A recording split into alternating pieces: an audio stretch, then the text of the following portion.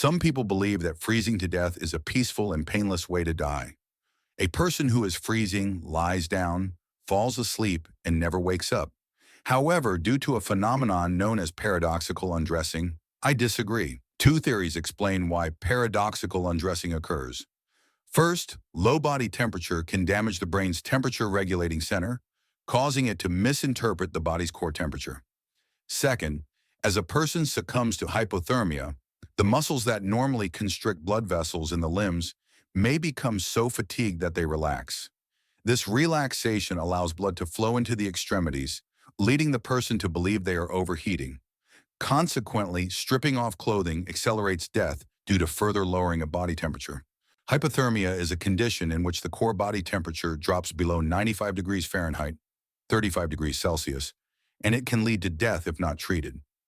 Regular body temperature is around 98.6 degrees Fahrenheit, 37 degrees Celsius. Hypothermia can occur suddenly or gradually and affects a person's thought processes.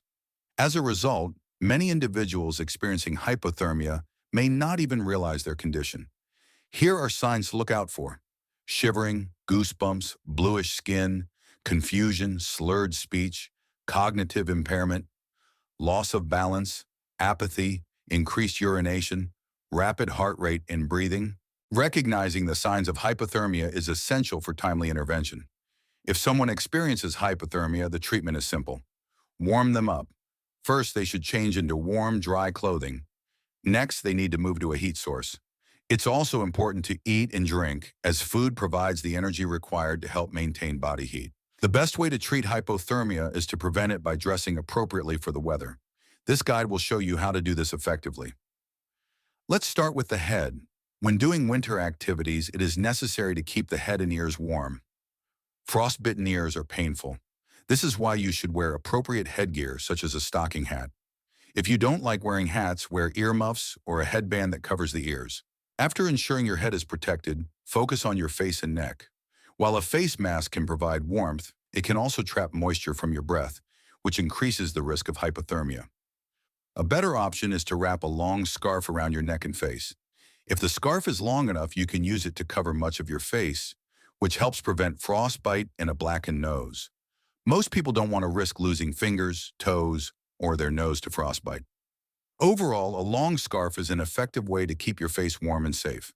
Additionally, if there is bright snow on the ground, wearing dark-tinted goggles will protect your eyes from snow blindness.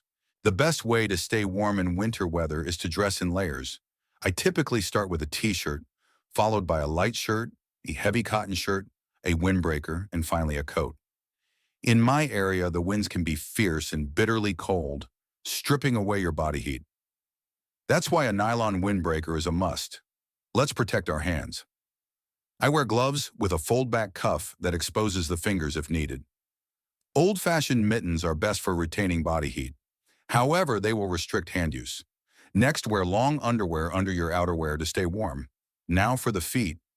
To me, there is nothing worse than cold feet. Old-fashioned wool socks wrapped in bags will do the trick. Keep in mind, the ally of hypothermia is moisture. If you are too warmly dressed, you could start sweating and building up moisture, which can lead to hypothermia. Keep warm in winter. Thanks for watching. Please subscribe. Until next time, bye.